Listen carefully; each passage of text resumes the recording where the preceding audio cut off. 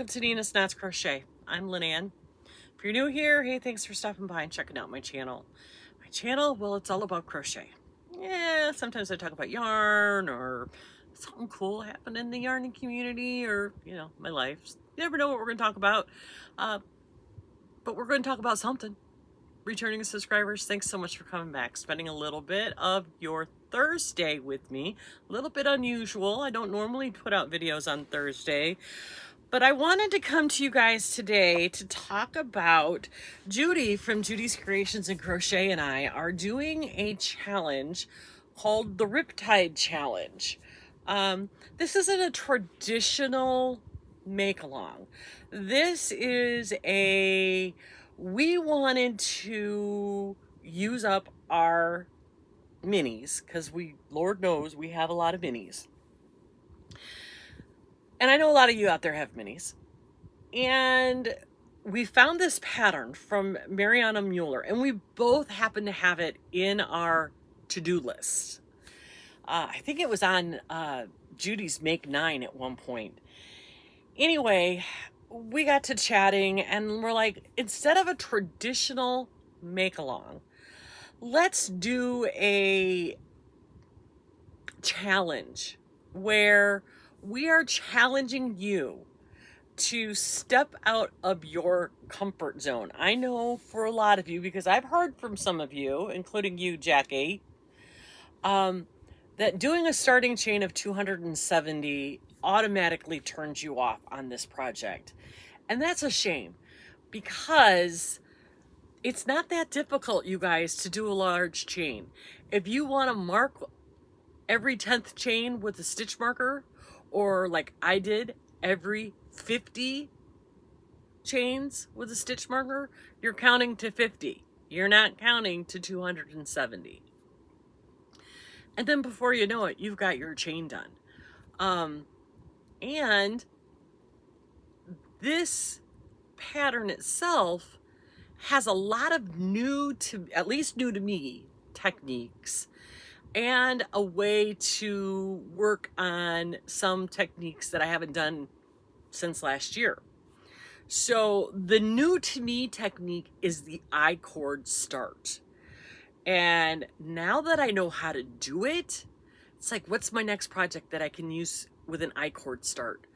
I love, and I'm going to stick a stitch marker in here so I don't lose this, because, you know,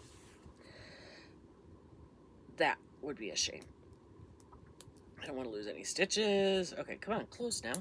All right, so the I-cord, it just gives you this really beautiful finished edge. It's pretty even. I don't know, I love it. I think it just is a really great way. It's an alternative to a foundation row. I think it's the same concept that you have your starting chain and then you just turn around and you start on row 1 instead of chaining, going back, and then starting with row 1. Once you get either the foundation row, the crochet foundation row, which I have yet to master, I can't quite get this, but the I-cord row, it just clicked with me. I now understand it, and I think it makes that beautiful, non-sloppy first row, or foundation row I guess is the word I'm looking for. So that was a new to me skill that I really enjoyed learning how to do. And there are 1,000 tutorials out there on how to do a foundation, an I-cord. But if you have the pattern, if you bought the pattern while it was still on sale, and it's still on sale until July 15th, in it is a hyperlink to Mariana Muller's, her tutorial. And it's so easy to understand. Her instructions are very concise. Her video is very clear. You can see what she's doing.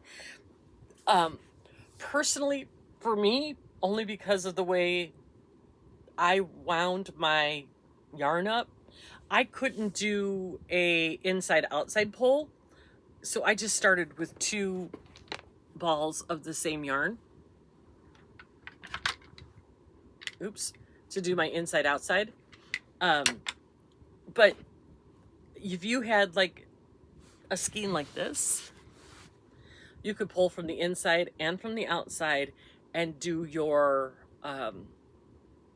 I-cord. Super easy. This has been sitting close to me because I want to do something with it. Anyway, off topic. So the I-cord is a really great skill. If you don't get past that, at least now you've learned how to do the I-cord. And then, of course, in this is short rows. You're doing wedges of short rows. Look how pretty. These short rows are easy to do. Yeah, you have to count, but you have, you know, a lot of projects ask you to count things. It's predominantly single crochets, except for your separator rows where you're doing slip stitch double crochet on your separator row. On the second pass of your separator row, you're doing a slip stitch double crochet to give you that little wavy textured look, which I just think is beautiful in there. So on the short rows, there's just a couple of things you have to keep in mind. One, you gotta count. Super easy. This row that I just finished was 35 stitches. I think at the end of all this, on wedge 15, the most stitches you're gonna have on here is 98 on your short rows. So I just did a row of 42. Now I'm on my 35. And then when you turn to go back the other way on your short row, the other instruction was do not chain 1. You're just going to turn and then go right back into that same stitch with a single crochet and work your way back. So that was important, because when you come back, once you're finished with all of the short rows and now you're coming back to go all the way to the end, there is some short row decreasing that you have to do, and you need to be able to find the side of that single crochet. And if you have that chain 1 there, you lose sight of that. So make sure you're not chaining 1. I know it's a habit, chain 1, turn. You're just going to have to get out of that little bit of a habit on the short rows to make sure that when you're going back, you're not doing that chain 1, so you can see that side of the turning chain, so you can do your decrease. Again, in the pattern, there's a hyperlink, and Mariana Muller has put together a bunch of tutorials on how to do things like the short row decrease. And her video is so concise, you can see exactly where you need to put your hook in order to do your decreases. So it makes it very, very easy. This pattern, even on the discount, is worth every dime you're going to spend on this, because you're going to learn a lot. You're going to learn the construction. You're going to learn this short row technique. And her pattern is very well written, but then once you have it down, like I'm to the point now, I don't need to read what my stitches are, because basically we're doing single crochets, right? She has this handy chart in here, and you can count the wedges. So if you happen to put this down, you know, 1, 2, 3, 4, 5. I'm on wedge 6. So you come on your little handy dandy chart and you find wedge 6, and you know that you're going to have 6 rows, because it tells you you're going to do 6 rows on wedge 6, And you're going to start with a row of 42 stitches, and the last row is going to be 7 stitches. So super easy to keep track of everything. I use my little handy dandy ruler, so I know that this is where I'm at. And you can even check out, like I didn't have to, because I know I can keep track of it. But if you can't keep track of it, you did the row of 42, mark off that box. You know you've done your row of 42. Now you're starting your row of 35. Once you're done with that, check that off. So it's really easy to keep yourself organized with this pattern, because once you have the sequence down, you're going to do a wedge, you're going to take your color and you're going to go all the way down, you're going with single crochets, you're going to pick up the separator color, and you're going to do 1 row back, and then, or single crochets, and then you're going to do the special stitches row back, then you're going to pick up your wedge color, and you're going to do that, and you're going to do your, once you figure out the rhythm of this pattern, which is not hard to do, it's very, very easy to do. You don't need to be reading the pattern. You now have this basic chart to tell you, okay, next row is going to be 35 stitches. Next row is going to be, after that, it's 28. And then 21. Do you catch the multiples here? Is multiples of 7. So, and then the last row of every wedge is 7 stitches. And then you go down. And then, so you'll know where you are. It's so well written. I think this is the 2nd pattern of hers that I've done, and I appreciate the work that she has put into this. I appreciate the tutorials and the hyperlinks. Now, if you, the tutorials are only available through the hyperlinks. You cannot look them up on regular YouTube. They're marked private and only accessible through the hyperlinks. So you have to have the pattern to get these tutorials. It just works that way for her.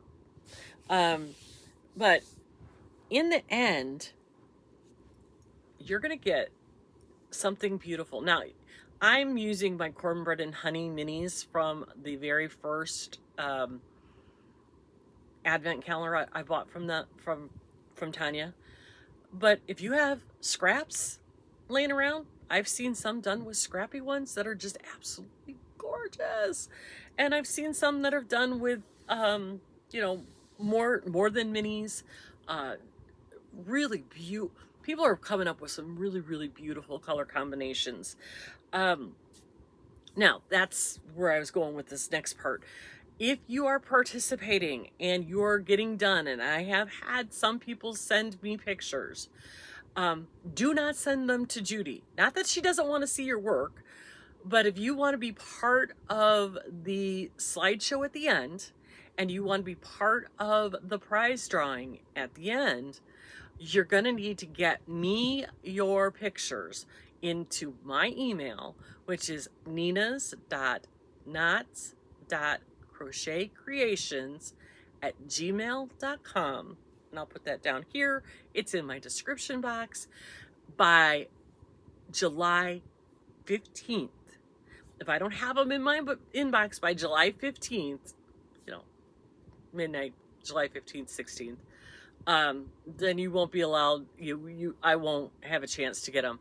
I have seen a few on like progress color choices and stuff on the Ravelry thread that Judy has going on Ravelry. And I'll try, I don't know if I can link that or not. I'll try to link it. So you can see what everybody else is doing. But once you're done and you're satisfied with your project and you want to be part of the slideshow at the end, please make sure you email me your pictures. I have 2 so far. Judy said she got a couple people sent them to her, and she said that she directed them in my way so that I can get them. What else was I? Oh, we are going to go, we were thinking about going live on a Thursday, but we're going to change it to a Saturday We haven't come up with a time, so Saturday, July 19th, probably lunchtime-ish Eastern, like noon, 1 o'clock, in that area, we will be going live with the slideshow of those who participated. Judy will reveal hers, I will reveal mine, and not that we haven't shown them on our channels before, everybody will have seen them, but we'll show them again, and then we'll do our prize drawing, and that will be on July 19th. So you have plenty of time. Seriously, once you get going on this goes pretty fast. The most difficult part for me at this point was that I-cord. Figuring out the under, over, pull through, under, over, pull through. Once you got into that rhythm with having 2 strings of yarn and making sure under on one side, over on the other side, pull through.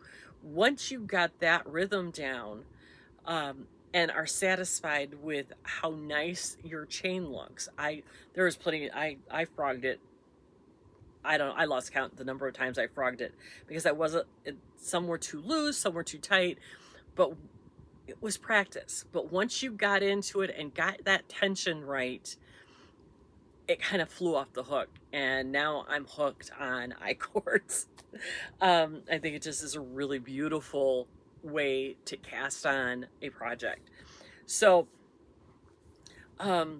today after pool time, I'm going to continue to work on this and get it a little bit further along. I'm on wedge 6, and there are 15 wedges in order to finish this, and I'm loving the colors. Cornbread and Honey did a fantastic job with all these colors. They just seem to go so well. My main color, my separator color is oh my god, why can't I remember the name of my separator color? And I don't have I lost my tag.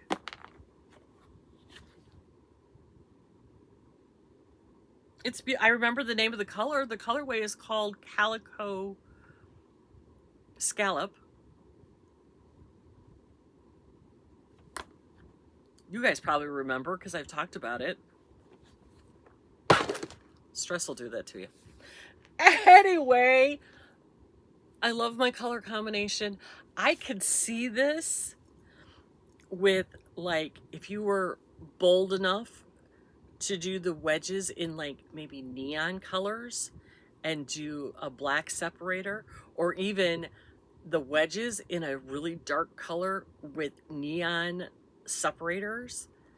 Could you imagine if you were, I mean, I'm not bold enough to do that.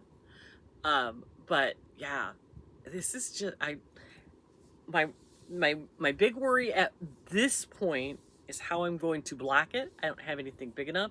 I think I'm gonna I keep saying this, but I really think I'm gonna do that. Probably this weekend, make a run to like maybe the Pop Shop or Five Below and get like a yoga mat that is long enough for me to, long enough and wide enough for me to block this down, because I don't have counter space. I've got to use it on the floor. So that's, I think that's the only way I'm going to be able to get this blocked. So anyway, if you guys have any questions regarding this pattern, this challenge along, anything, let me know. I'll be glad to help you out as best I can. I did have somebody ask me about their yarn choice, and we talked it through. So yeah, I'm here for you. I want you to do this. It's a really great stepping outside of your comfort zone kind of thing. And that's what this year for me is all about. We're moving outside of our comfort zone. We're doing things that aren't the typical projects. We're moving past some of the things that it seems like everybody's doing. We want to do something a little bit different, expand our skills, and just take that little teeny tiny step forward. So you can do this. Really. Even if you are intimidated by the 270 chain start, you can do it. Break it down. 10, 20, 50. I did 50. I counted to 50, put a stitch marker. I counted to 50, put a stitch marker. Counted to 50, did a stitch marker. You can do this. So reach out to me, reach out to Judy. And if neither one of us can help you, I'm sure there's a way to reach out to, I know there is. You can reach out to Mariana Muller, the designer of the project. She can help you through it. But really, as intimidating as this looks, it's really, really not. It is not hard. It is not intimidating. And you are only limited in the colorways by your imagination and what you have in your stash. So I'm gonna let you get back to your Thursday. What is today? Thursday, because last night we did the live. It is pretty late today, but we're okay. Give yourself some grace. It's gonna be okay, everybody. Be kind to yourself, but above all, be kind to everyone out there, because you just never know what they're going through. And I will see you tomorrow. Have a good one.